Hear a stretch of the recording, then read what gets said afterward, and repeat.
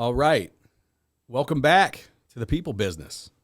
I've been away for a little while, but I'm back and I'm excited to get back into the podcast, the great podcast studios at Pod Populi here in Hudson, Ohio.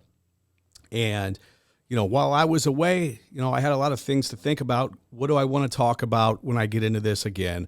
What type of people do I want to have on as guests moving forward? And one of my first thoughts of the first people I wanted to have on as I get back into this is my good friend, Scott Overholt. Scott Overholt is president of SOS Strength. He is a two-time state wrestling finalist, state champion for the greatest high school wrestling team of all time, the 1995 Walsh Jesuit Warriors, team captain, Ohio State varsity wrestler. Scott Overholt joins me today. Thank you for coming on, man. Well, thanks. I appreciate it for having me on. This is a good opportunity, and I'm looking forward to it. Yeah, it's going to be fun. So Scott and I met while I was at the North Akron Wrestling Club. The North Akron Wrestling Club, for those of you not involved with wrestling, in the 80s and 90s was considered probably the best youth wrestling club in the United States. And it was a club where you had coaches coming in and donating their time. These were not paid coaches. And they were donating their time to help kids from all walks of life come in. I came in from the country into the inner city wrestling club at Patterson Park in Akron, Ohio, and that's where I met this guy here, Scott Overholt. So Scott comes in. Wait, what year did you start at North Akron? I believe it was the spring of '86. So I had 2 years at Stowe Youth Parks and Rec. That's where my wrestling career started. I was in the Workman building before it was torn down, which is now the Marks Plaza over there, and Beef O'Grady's or something. So, I had a great introduction to the basics of wrestling from the Wilson family. I don't know if you're familiar. I think a lot of people in the wrestling world are familiar with them, but I had some really good seasons there. The program folded up. And so I had my choices. It was recommended to go to the North Akron Wrestling Club, which was 15, 20 minutes south of us because I grew up in Stowe. Or I could go check out Longwood, which was about 20 minutes north. So I actually went to Longwood first and practiced. I don't know if you knew that or not. Interesting. So that very first practice, they paired me up with a guy who was about 20 pounds lighter than me. It was Joe O'Neill. So that was a great experience, but for whatever reason, we ended up going to North Akron. I don't know if it was proximity or I just got along better with the kids there. But, yeah, so '86 we started going to North Akron. That was, I believe, fourth grade for me. Let me ask you this, because I see a lot of wrestling kids walking into a brand new wrestling room for the first time today, and them getting exposed to one of the best kids in the wrestling room. So Joe O'Neill, for those who don't know, was he was like a wrestling, virtuoso, prodigy, whatever you want to call it. Joe O'Neill played for the Detroit Lions, I believe, also. So his brother Kevin, I believe, was second string linebacker. I did see him run back a kickoff for a touchdown on special teams. So yeah, he made it to the NFL. Was a player. Joe won a ring for Barcelona. He was a starter for the Barcelona Dragons, I believe, and they were an NFL Europe team. NFL Europe team. So okay. Yeah, he played professional football as well. Yeah, Joe was coming up. Joe was a name that was in the youth wrestling circles was revered. People were talking about Joe, and getting to know who he was, being a teammate of his at Walsh Jesuit. So did Joe? So when you walked into Longwood, did he absolutely hand it to you? No, the coaches were surprised because we were kind of I was 20 pounds heavier than him. Okay, but I was able to get a takedown on Joe, and so the coaches were like, "Whoa!" And later on in my career, we'd fifth, sixth grade, you'd come across Longwood. There was a lot of respect from those guys. I think from the coaches and other teammates I had met there. So there was no bad blood, but yeah, I think I gained a little bit of respect from my ability to hang with Joe at that age. I bet. Well, yeah, walking in that room, and that was the other top tier wrestling program at the time in Ohio. So, and probably one of the others top nationally, because it fueled two teams that ended up being first, second, third in the national runnings every single year between Walsh and St. Ed's in the 90s. So you walk into North Akron for the first time. Tell me about that first experience. I mean, it was it felt like home. It was hardcore, hard-nosed kids like myself who just wanted to go and scrap and be the best that we could be. So I don't really remember that very first initiation. I do remember being paired up with Cesare and Chad Owens. So we were kind of in a round robin thing, and there you go again. You're thrown into one of your first practices with a kid who ended up being a world silver medalist in 8th grade. So speaking of Chad Owens, yeah. So how do you compare that experience to anything else? I mean, I didn't have any other experience other than what I was doing. So to me, it was just part of the normal process. Let's go wrestle. Let's find the toughest kids. Let's practice with them, and I'll get you before you get me. That's the game. Give me one of your fondest memories of North Akron. There's so many. Or most humorous. Gosh, you put me on the spot here. I mean, if I had to pick one, I mean, not so much humorous, but the ability to go sled ride after practice at Patterson Park. I think that was fun times. You could try to see if you could make it all the way down to the hill. Or at the bottom of the hill there. But, I mean, it's overall, like, just the experience in general and the skills and the foundation it lays for you to have success in your high school career and the rest of your adult life. That's the experience I remember from it. Yeah. I didn't have as pleasant of an experience walking in from the first day, because I remember... I was like, my dad's making me go to this. And I had never experienced any other youth wrestling program. So my first experience to wrestling at all was North Akron. And that was a scary thing to walk into with no, ladder, right? There's no safety nets there. Yeah. In my first, Johnny, I love you, man. But Johnny McGee, I walked in and he wanted to fight me. Right away in the restrooms. And I'll never, forget that experience. But I tell you what, the kids that stayed and came back, it did something. And it helped kids in a lot of different ways from a lot of different walks of life. Yeah, and that's what it was, is a huge melting pot of kids from all over the inner city, because a lot of those kids live there. But, Clint coming from Copley, I'm coming from Stowe. You had kids coming from Medina. You had Mike Waskowitz coming down from Macedonia. So, it attracted people from all over. We had Sonny Marchetti's, John Marchetti's coming from Canton. You had Rawlings, Joe Heskett's family was coming at one time, 90 minutes from Pennsylvania. Yeah. You had a lot of people traveling a lot of distance for that experience. But it was a community center. Yeah. Yeah, we had to roll the mats out, roll them back up, and that was part of practice. What happens if you didn't stay and roll the mats up? Oh, I mean, you'd have to deal with the wrath if you didn't. Yeah, you remember kids trying to sneak out without rolling the mats? Yeah, and you'd have that, right? I mean, it's part of it, but yeah, I mean, it was an overall a great experience, and for wrestling, for me, my parents had to make me wait a year. I wanted to wrestle. That's just what I wanted to do. So, just starting out, it didn't matter where. I just liked doing it. I just gravitated towards, the roughness of it and it just the excitement of, all right, this kid could pin me, but I'm going to pin him before that happens. I was just a real active kid. So, it's like putting a duck in water. So, for me to not want to wrestle and think about why I'm going to North Akron, it's just because I loved wrestling, and my parents identified that and put me in the best place for me to succeed, and that's really what they were trying to do.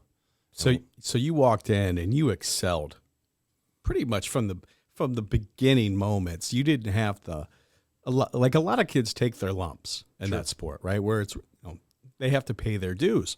Yeah. And most sports are that same way, but you walked into it just being a naturally aggressive, active kid who kind of gravitated towards the sport. Yeah, I had success, but I had success in the Firestone League where, you have 8 teams. And So what's that mean for those who don't know what Firestone so is? the Firestone League was our Sunday morning wrestling tournaments, and Stowe had a team, Ravenna, I think Kent, Green Machine, Firestone.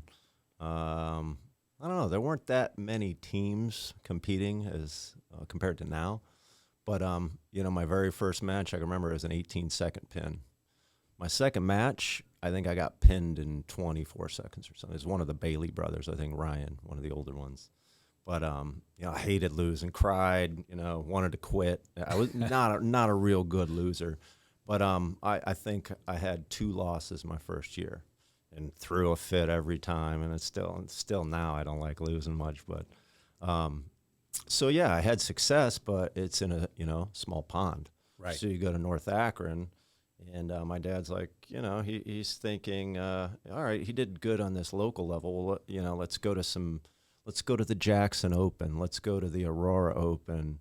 So he started putting me in those tournaments, and that's when we went to North Akron. We started hitting some of those spring tournaments. And those are a step up from that other level of competition? Yep.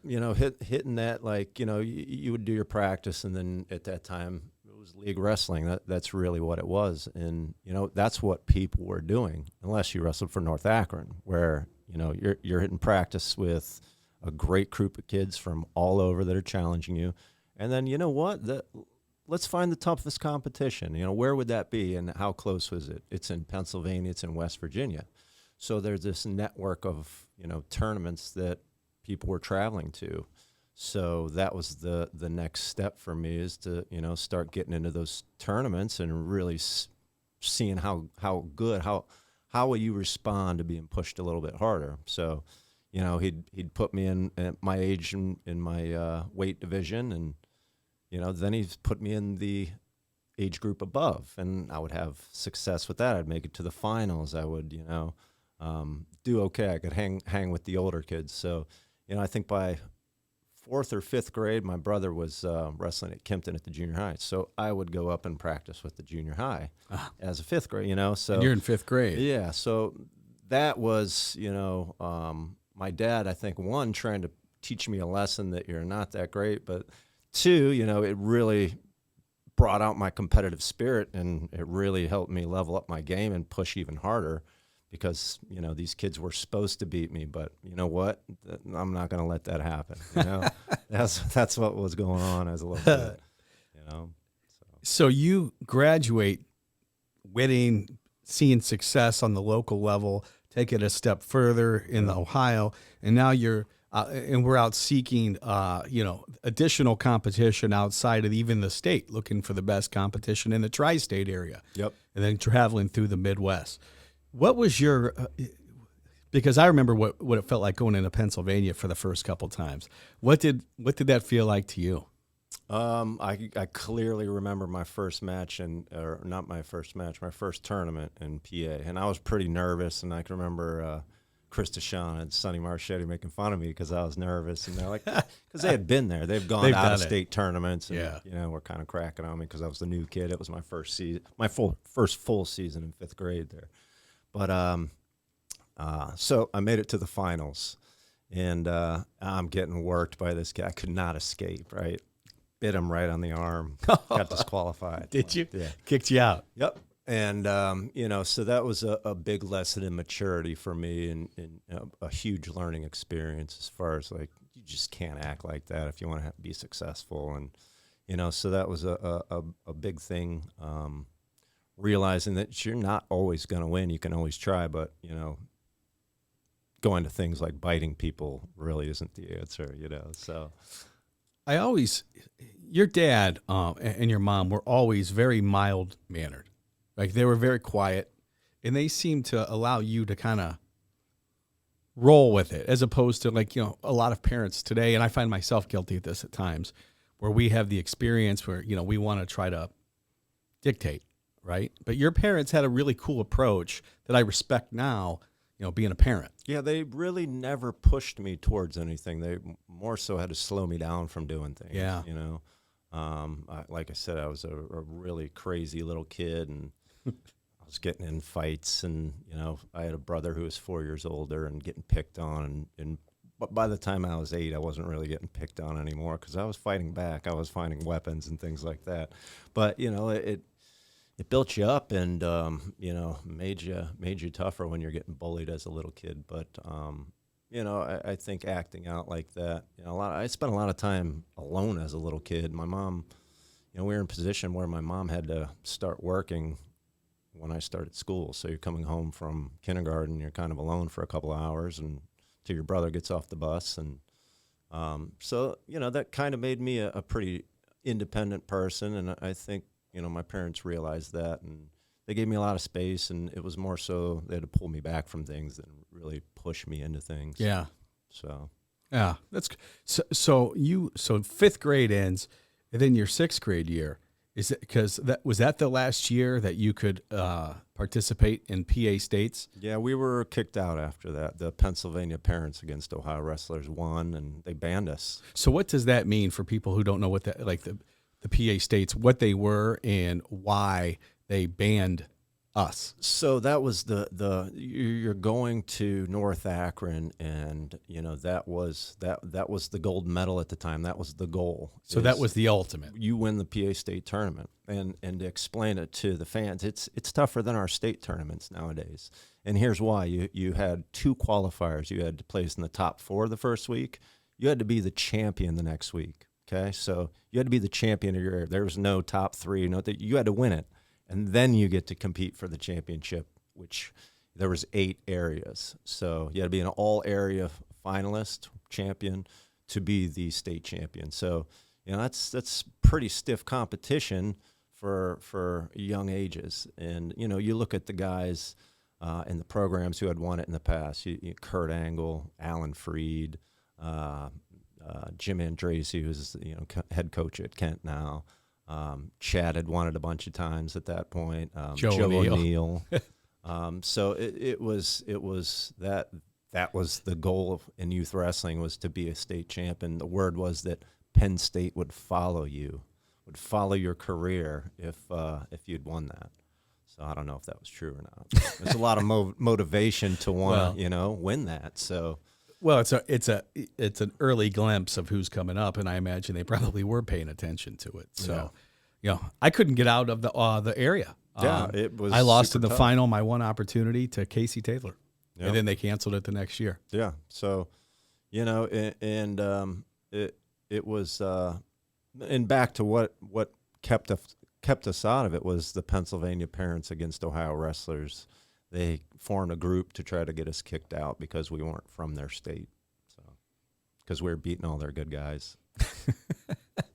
So we're going to kick you out. Yeah. So you come here, you beat us in our own state, you're out of here, man. And that's what they did. Yep. You remember what some of the memorabilia looked like? Yeah, Jim Johnson he showed me a picture of their badge that they had. I remember Chad Owens taking the buttons off of people's hats and stuff, throwing them on the ground. Probably didn't help. They actually said Pennsylvania Parents against Ohio's wrestlers. They had shirts and they had buttons and hats and you name it, right? Yeah, it was all over the place. Yeah. So what are you going to do, wrestle harder against those PA kids, because they really were the top competition at the time, and I'm super grateful that we had that experience, and I really firmly believe that it really did, create what we had, which was super unique in high school. So speaking of high school, let's move to high school, because you come in, and first off, you had to make a decision of where you were going to go to school, right? I was signed up and paid the entrance fee for St. Vincent St. Mary, where LeBron James went. So Ralph Panessa was coaching there. I was all signed up to go there. Keith Wilson was going to be a senior, and I would be an incoming freshman. So that was kind of the idea, be his drill partner, and it goes back to Stowe Youth and the Wilsons initially coaching me, and that sort of influence. But Bill talked to my parents, and I ended up going to Walsh. So legendary coach, Walsh Jesuit coach, Hall of Fame, National Hall of Fame coach Bill Barger gets in your parents' ear, and like Bill was really good at the sales pitch, wasn't he? Bill could sell a ketchup popsicle to a woman in white gloves. You know? He was really good, and he used that silver and black as the ticket. You know, he was creating something. So your parents bought in, and more importantly, you had to buy in. Yep. And you bought in, and you go to Walsh. Yep. And really what it was for me was going up there and training with some of the high school guys. They were preparing for senior nationals, so I saw a glimpse of, Marchetti, or not Marchetti, but Lee Master, Malika, Mike Franklin, I think Eric Sabo, all those guys were training for senior nationals. We were in there training for to try to make the cadet team, the cadet national and junior national team. So freestyle was going on. These guys were up there, practicing to win a national title for the high school. So, that kind of got me hooked right away, just seeing, like, this is what I want to be, the best at this sport. And I see these guys, that's what they want to do. So I just kind of got swept up with that. And Walsh was probably a little bit closer to my home, so that probably factored in quite a bit too. So you show up, you're there, you're at Walsh, and you have a phenomenal career at Walsh. You're two-time state finalist. First ever Walsh Jesuit Ironman champion? Both Jeff Knupp and I won that year, but I was at a lower weight class. So you were the first ever. I was the first ever. They still let you in the building for free because of that, don't they? I haven't name dropped, but I think the last time, I didn't go this past year, but the last time I think they let me in. Yeah. So the Ironman is the most challenging high school wrestling tournament in the United States, bar none. It is a who's who of college coaches, and they're all there recruiting the top level kids that in the country, and it's that simple. Scott was the first to do that, to go there and to accomplish that at Walsh, and then Jeff was able to do it that same year. And then from there, you have a phenomenal career, and then you go to Ohio State, and you wrestled at Ohio State. And, I think a lot of injuries, right? Well, you say my career is phenomenal, and that might be from an outsider's perspective, but, I look back on it, and, there's so many things I could have done better. And not a lot of people know it, but I tore my rotator cuff at the beginning of my junior year. In high school? Yeah. Okay. So I wrestled the last 2 years, pretty much with one arm and just learning how to change my style to protect this injury. So you became a completely defensive wrestler in a way. Not so much defensive, but it really did affect my offense. It actually made me a better wrestler because everything had to be super close. I couldn't extend my left arm much. So, it was really Don Horning and him figuring out this technique that, I could win in an injured state, and the injury. So I wrestled my junior year. I won the state tournament, and then I didn't take any time off. I went right into junior nationals. And the shoulder was hurt. And it was just getting worse and worse. And, hindsight, I wish I would have taken that senior year off and gotten surgery. But, you couldn't talk any sense. Like, nobody could pull me back at the time. So, I'm going to wrestle through it, and I'm going to deal with it. I don't know. Eventually, it dislocated completely, and then it tore the ligament off the bone. So I had to get 4 posts to get the ligament anchored back into the shoulder socket.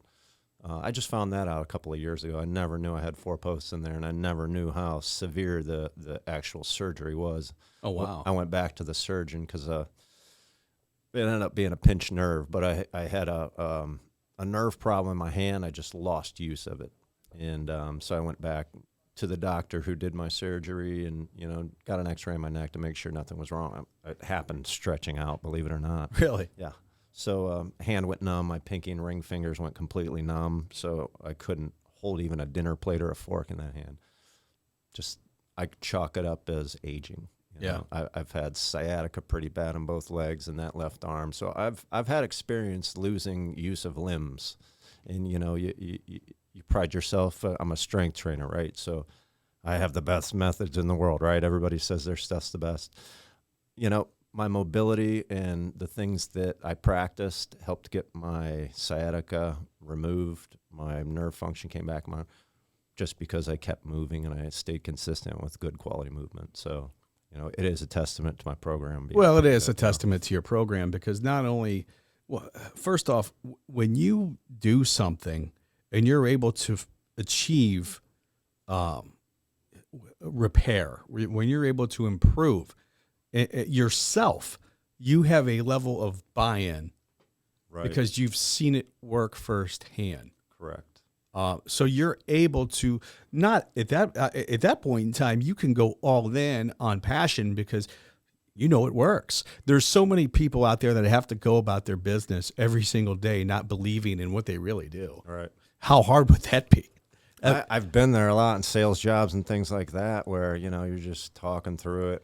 But yeah, if it's not genuine, I think people can eventually see that, right, and feel it, more importantly. So you go undefeated your entire senior year with a shoulder that is completely gimpy, but you still are the top, coming out one of the top guys in the entire country. You end up going to Ohio State, and you have a career that was marred by more injuries, right, overall. And then when do you find your passion to get to start helping people with what there's nobody out there that I will when it comes to fitness and strength training, functional fitness that you can use your entire life, that's not going to get you hurt. There's not a person more that I believe in than Scott. It's his methods that have helped me. It's one of the reasons why he's here today, because he's that good. He's world class. But when did you decide, like, okay, I'm going to do this? Well, when you say this, what do you... This is make that commitment to, helping people with their health, their fitness, their mindset, everything that you do.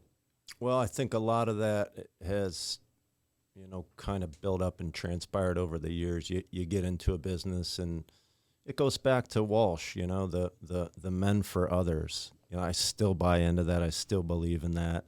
And, and I'll go to the book you lent me, the helping other people is the cost for the privilege of living on this planet, right? So that goes along with your men for others.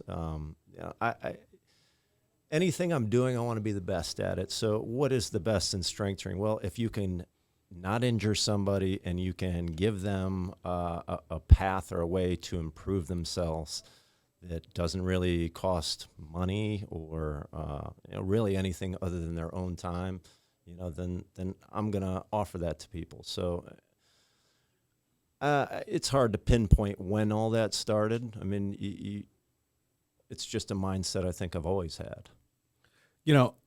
One of the fears I had, because I don't think anyone likes to do things they're not good at, right? I think most of us look at that life in that way, where it's like, oh, I'm just going to stick with what I know. It's easy. It's easy. Your comfort is in that easiness.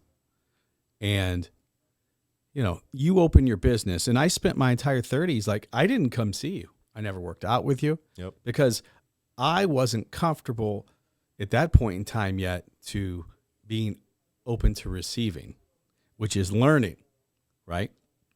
And I just, I wasn't doing it. And, you were doing it. And like kettlebells and some of the stuff that you utilize can be intimidating for people. Sure. Because they've never used them before, right?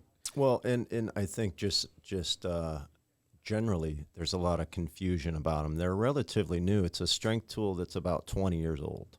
Okay. So if you go back to barbells and dumbbells, when did they start to rise in popularity and become useful?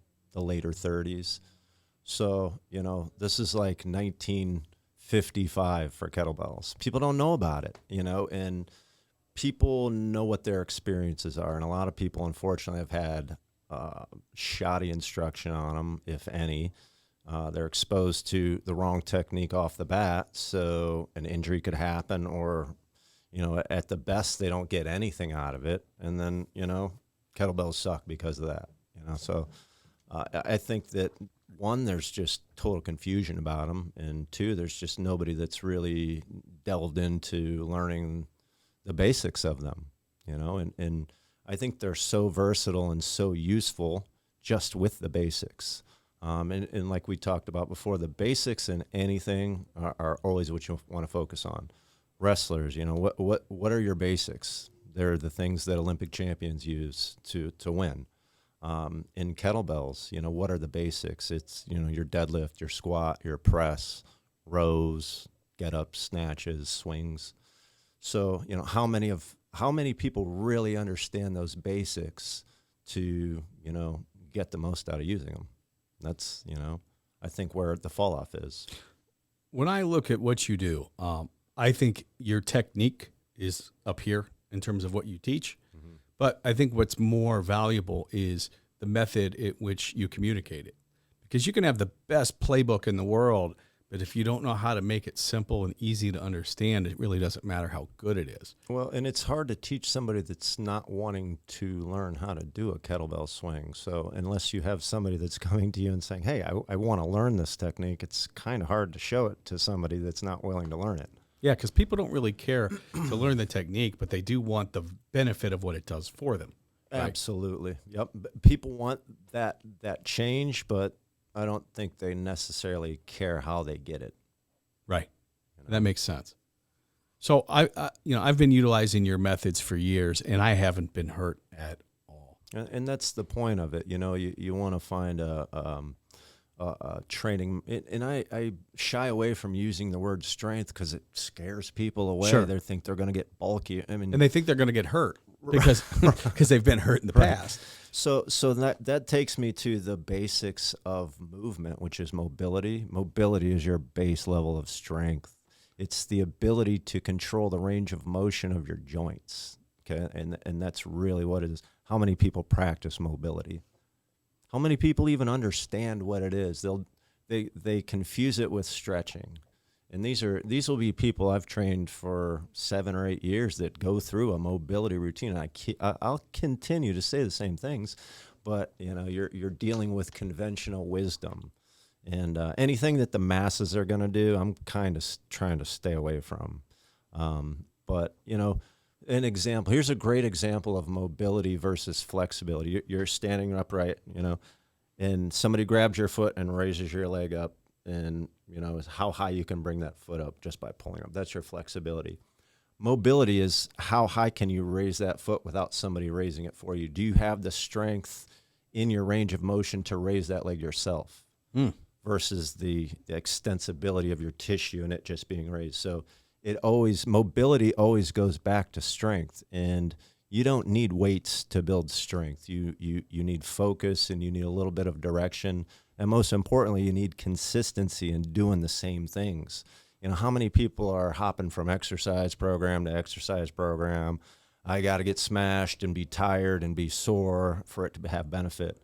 No, you don't. You just have to be consistent, and you got to be a little bit calculated on what you're working on. Like, for example, look at how I'm sitting here, my shoulders forward. This is one of the biggest things I had to fix was this slumped shoulders. How am I sitting? Your posture looks pretty good there. The danger with this is going to go to my low back. I'm going to feel this probably a little bit later. So one of the things in the mobility exercises that's really fixed this is this ability to extend back. And this takes all the pressure off. And you can almost feel it crack your back. Yeah, exactly. So just doing chest lifts like this for men are always flexed. Look at our wrestling stance. We're all bent over, forward, flexed. I got back problems because of that, overuse injuries because I'm always out weed eating and doing things like that.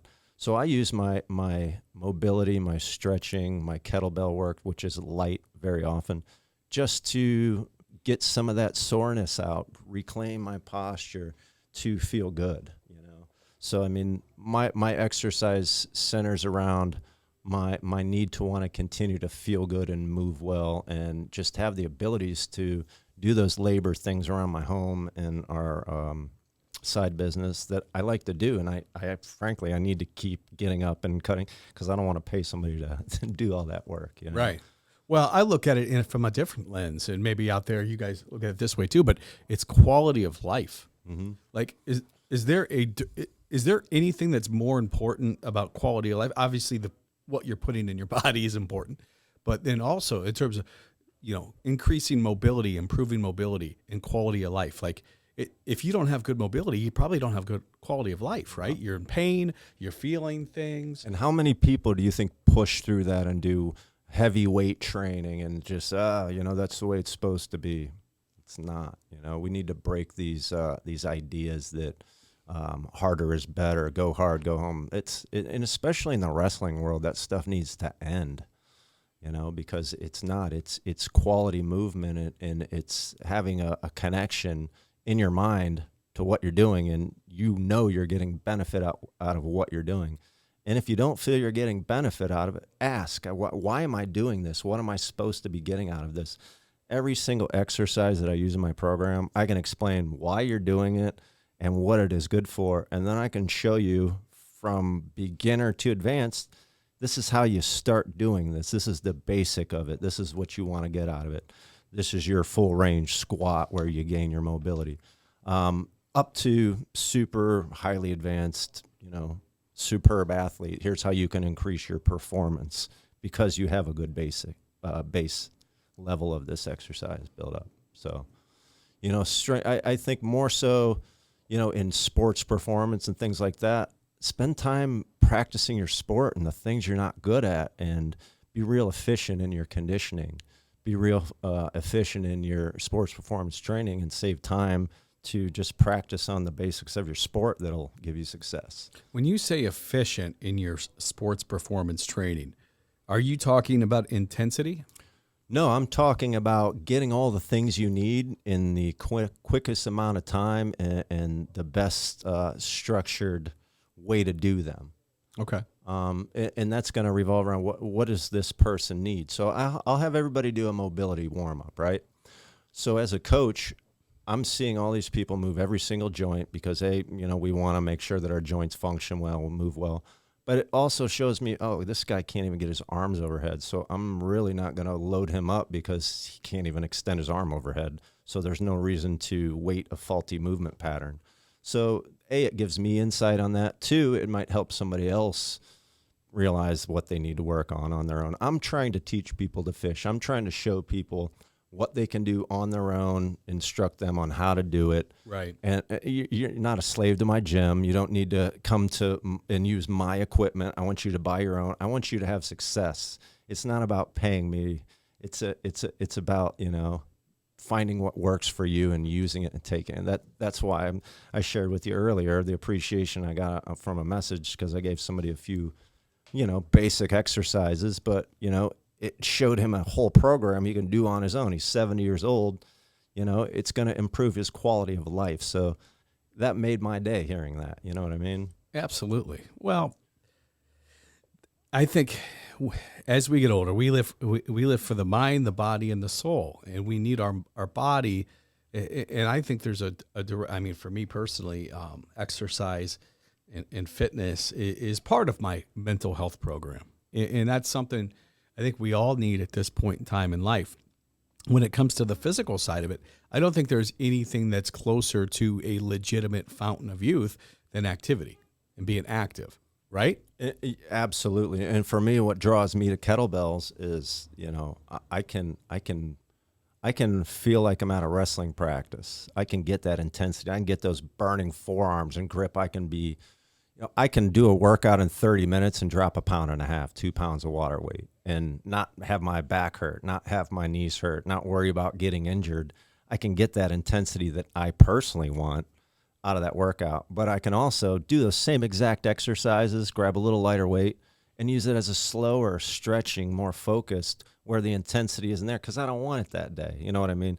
So that's the versatility in this program that I completely enjoy and try to show to others too, that you're in complete control of how you do these, intense or not intense. Intensity, somebody's got to want to work out intensely, right? Right. But, in the wrestling, I'll go back to the wrestling world, that's what people expect. But does every wrestler need that? I'm going to say probably not. I mean, we're all individuals, right? So, everybody's going to have a little bit different need in their training program, as far as wrestling is concerned. What does a wrestler need? What does a wrestler need? Wrestler needs, if I'm answering that, wrestler needs strength, horsepower. Wrestler needs to have good technique, and a wrestler needs to have heart. That's right on. So, I've got a lot of information on coaching wrestling. But I think those are the things you need in all aspects of life, whether it's wrestling, any sport. It would be those three ingredients. In business, it's going to be those three. You got to have good business technique. What's your technique, right? You've got to have horsepower, meaning are you constantly educating yourself, getting better, doing the heavy your lifting, craft, right? And then also you got to have the want-to, and you got to have the persistence, which is the heart to keep moving. So I think that's the recipe in anything. Yeah, absolutely. It's a recipe for success right there. Start doing, keep doing. Start doing, keep doing. Man, it's that simple. It's that simple. Start doing and keep doing. Yeah, and how many of us have gone sideways on things or just stopped doing them, or I'm the prime candidate for that. I'll talk about my YouTube channel. I've had it since '07, and my goal right now is to get 1,000 subscribers, and I'm 945, I think. And so what I just started doing is putting subscribe on my videos. So Good. That little thing has gets me like one a day, right? And the whole goal is so I can live stream, so I don't fill up my camera. Because if for anybody that out there is watching that wants to learn, well, it's hard to learn because I do a lot of advanced things on there. But I put it on there for people that have trained with me that are out of state, things like that. And basically, they can go on there and do 2 workouts a week. Just for free. They know the techniques because they've come to classes. Right. They have a good base of it. So What is your kettlebell channel? it's SOS Kettlebell. What's your website? SOSkettlebell.com. Scott Overholt Strength, SOS Kettlebells. So if somebody was saying, well, Scott, this sounds great, and I really would love to do this, but like I have no idea where to start. Like, what advice would you give? So I would advise to just come work in a class, and the hard part is somebody will see an advanced person training in a class, and automatically they'll look at that person and think that that's how they're supposed to do it. Well, everybody's going to be a little bit different, so I have a variation for everything that I teach that is for a beginner person. The hard part is keeping that person concentrated on their base level that they should be doing, Right. So instead of a swing, I'll teach somebody just a hinge pattern. There's a bunch of different places you can put the bell. You can put it on your upper back because that helps keep your upper back straight. You can put it in your belly because you want a straight spine when you're hinging. You don't want to break at the low back. So, I mean, just little things like that, get started today. It's just building trust with people and letting them know that these aren't scary tools and you're not going to get hurt using them, and just pay attention. That's the hardest part, is getting people's attention nowadays. It is because we're all competing for attention, and our attention spans are almost nothing any longer. Right. Speaking of which, like, you see a lot of people on social media, right? And people spend a lot of time. I think I think our average is around 2.5 hours a day the average person spends on social media. And as they watch social media, they also have a perception of kettlebells and what they are. They see the new highest paid athlete in Cleveland potentially using a kettlebell. I did see a video with those guys, and the form and the technique did not look correct. It didn't look right at all. And then on top of that, they had a band on it, which is just absurd, But could that hurt them? The weight didn't even look heavy enough to hurt them, let alone offer any benefit. These are pro athletes, and if they were, they'd be better spent just doing a deadlift than something. It didn't even look like it was beneficial to them. Right. So, from the trainer's perspective, he did a good job by keeping them light so they didn't get hurt. But I don't understand the point of giving somebody variety when they don't have a base level understanding of the exercise they're doing. So creating that base level is the first step. And it starts with mobility work and unweighted exercises, and the person understanding and feeling those exercises and having that internal feedback of, oh, I'm doing this correctly. I'm feeling these muscles he's talking about firing. I'm feeling that pattern. It feels good to me. Scott has worked with champions all over the world, and he's worked with professional fighters, UFC fighters. He's been in the corner of big major fights. He's trained NCAA champions in wrestling.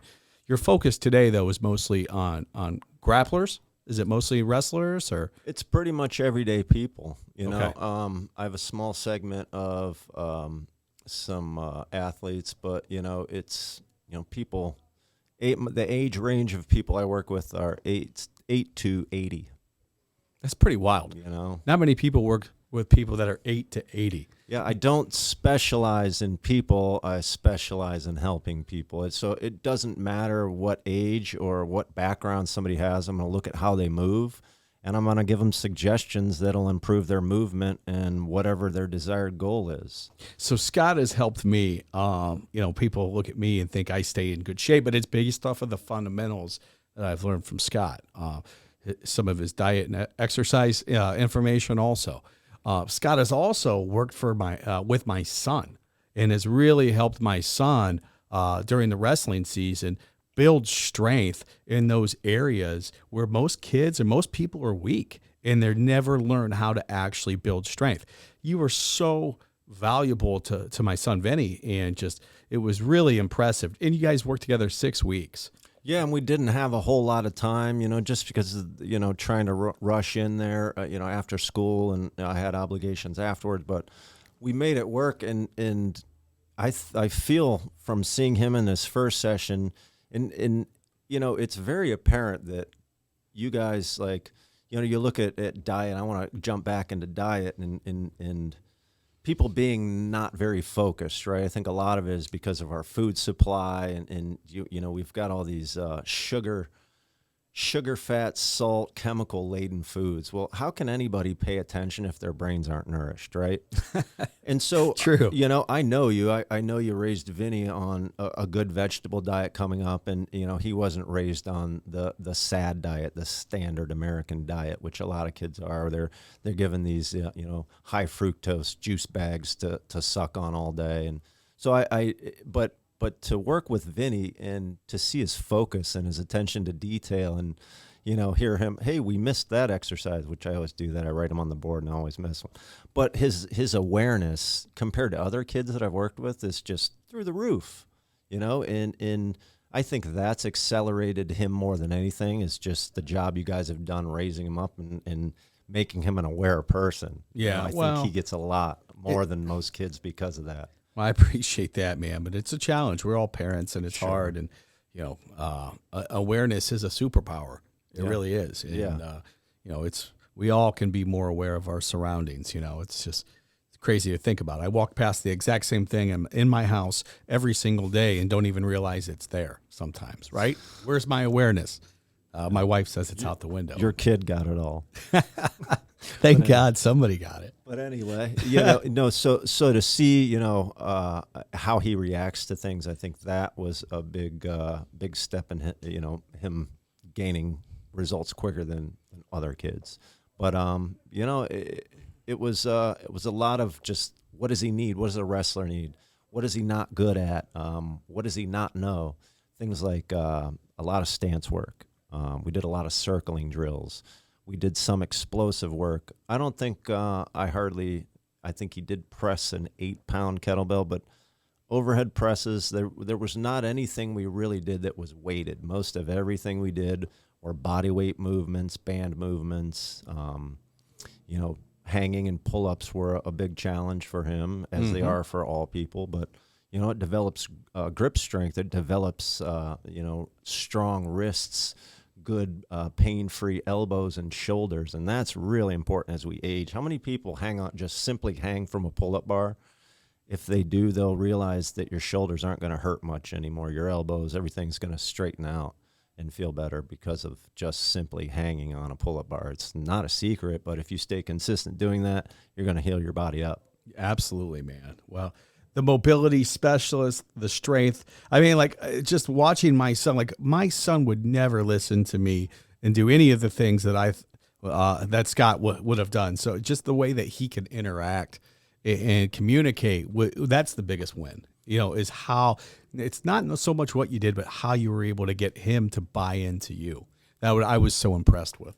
Well, I appreciate that. Everybody's different, so that's what I really like is figuring out what that person needs, Right. and then kind of convincing them they want it. The best way to get buy-in is WIIFM.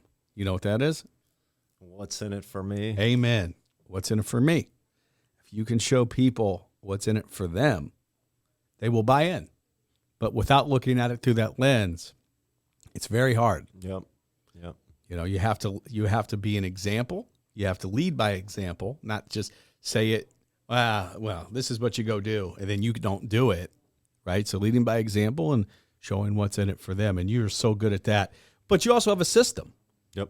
You have a system, and most people out there do not have a system. Tell us a little bit about your system. So my system is a collection of exercises that fall into 3 categories. So you have your mobility exercises, which is a system. It's a system that starts with basically warming up your spine. I mean, that's where all your nerves originate and starts. Your central nervous system, that's your control center for your body. So, you always want to address that. You always want to keep your CNS fresh, feeling good. And, light, crisp movement does that. Psychologically, that's going to build up success too, because you're free, you're moving, you're feeling like you're doing something productive for yourself. So I have a category and a pretty strict, follow along mobility routine. And then outside of that, I've got some other mobility exercises that I'll plug into workouts. And then you have your kettlebell categories, and then all those branch off into pretty advanced, pretty various different type of exercises that add variety, but they're all built off of the basics. And those are things that we work in class, are the basics. And then when people come, I've been doing classes since 2009. And I still have people that I've trained since then that have come back to my classes. I did sell my business in 2018. I was out and had an offer, and that's a whole nother story. But so I did get out of the kettlebell training business or classes for a couple of months, we'll say. But so you have your kettlebell classes or your kettlebell exercise, and then you have a variety of body weight calisthenics.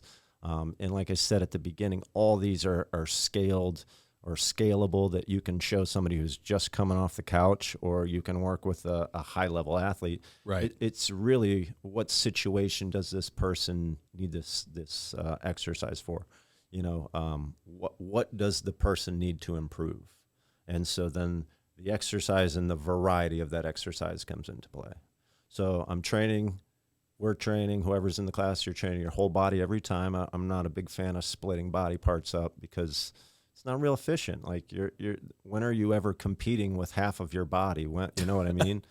So, and let me get into functional. Like, if you're not doing functional exercise, what type of exercise are you doing?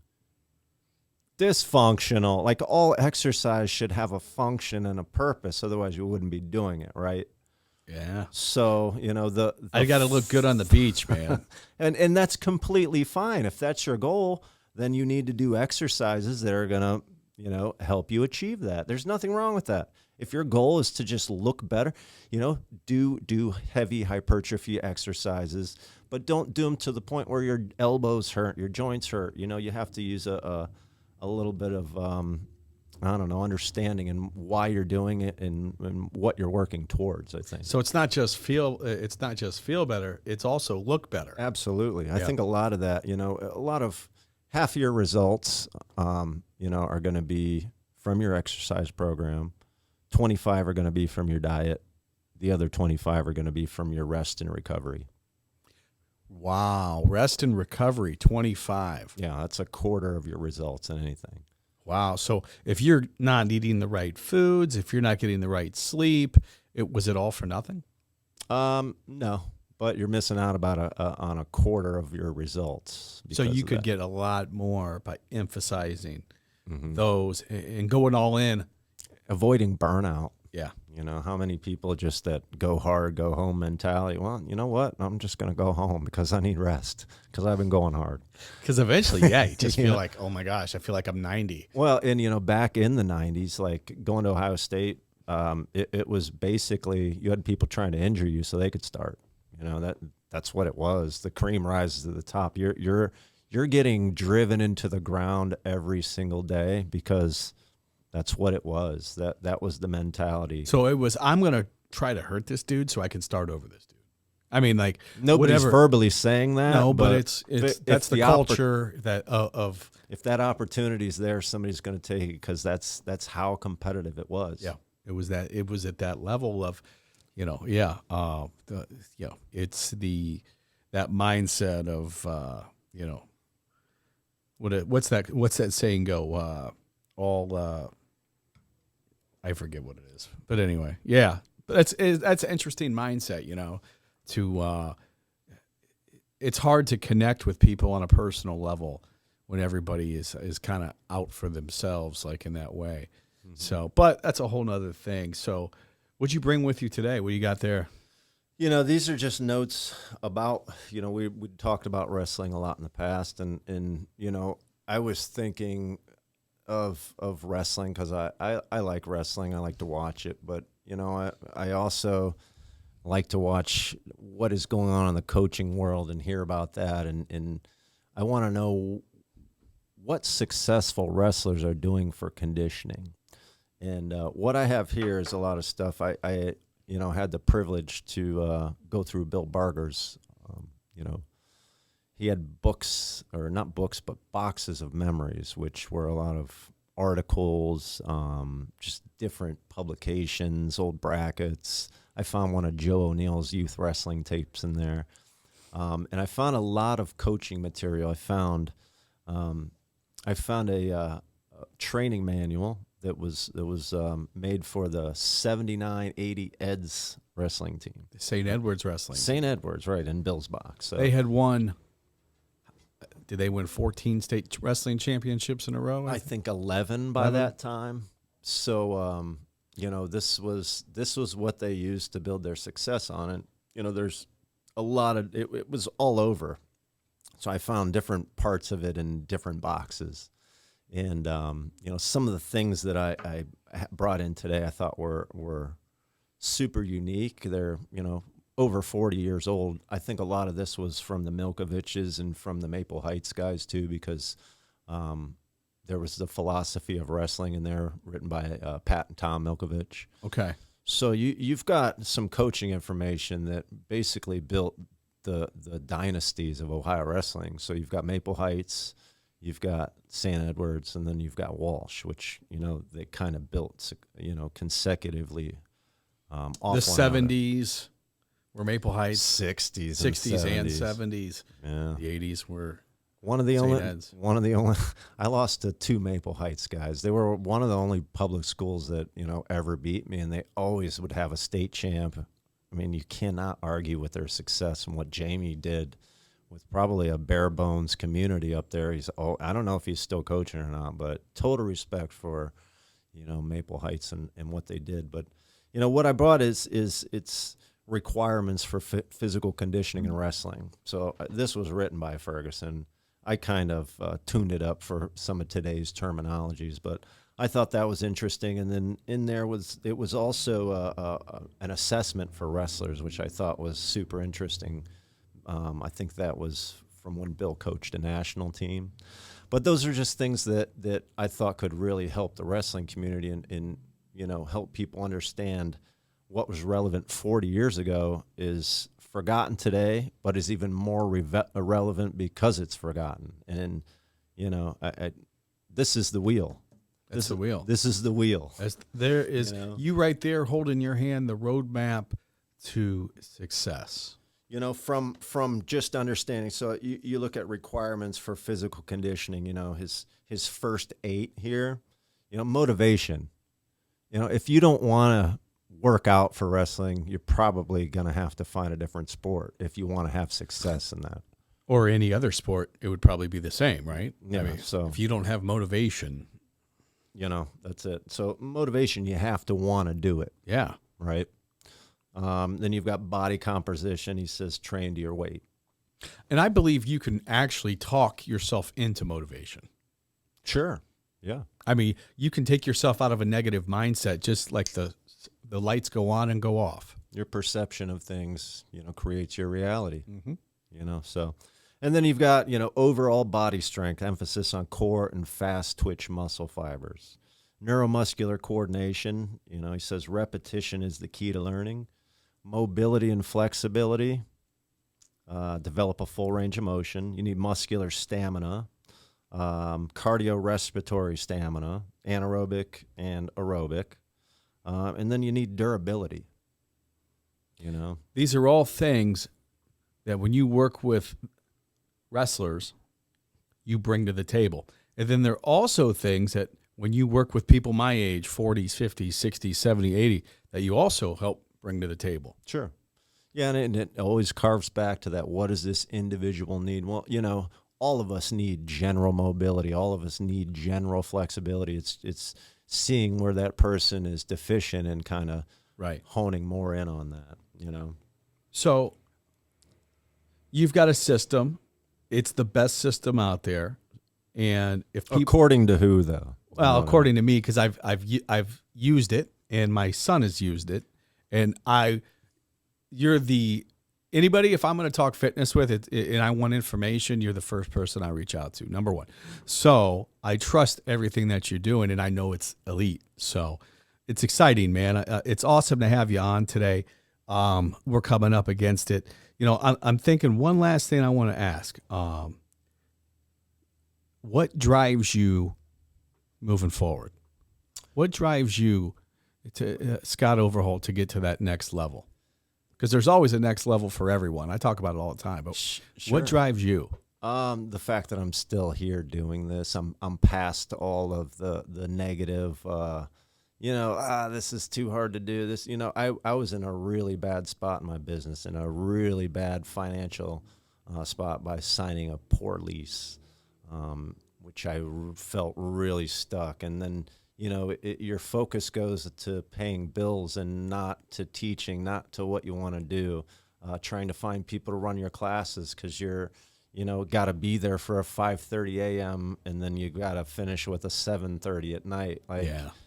It just wears on you. And, making it through that and still wanting to do it, it's the biscuit's there. I'm just pouring gravy on it now and enjoying it. And I don't feel stress from it, so selling the business, getting out and Making a bad business deal. Yeah. Yeah. Well, and then running into people that are, hey, I'm still doing that mobility routine. I feel great from it. Thank you for showing that to me. Running across people, like I was at my wife's, well, it's our business now, but, ran into a former client who still does his mobility stuff. That's why I continue to do this, because I know it works and I know it helps people. It does work. So if I can do something that I'm giving back to people, I really enjoy it. It's not work. We can have anything in life we want Yeah. if we help enough other people get what they want. You get them the results, and it's easy. It gets easier the more we focus on them, their needs, their wants, their desires.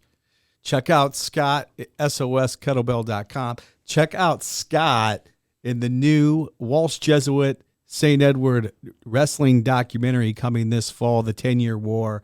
You'll see his interview. He is part of the movie, and it's going to be exciting to see you in there discussing the absolute mind-boggling story of Walsh and St. Ed's and two empires and who takes over who, and the amazing story that goes along with it. So thanks for coming on today, man. It's been a pleasure. I appreciate good talking with you. Thanks, Frank.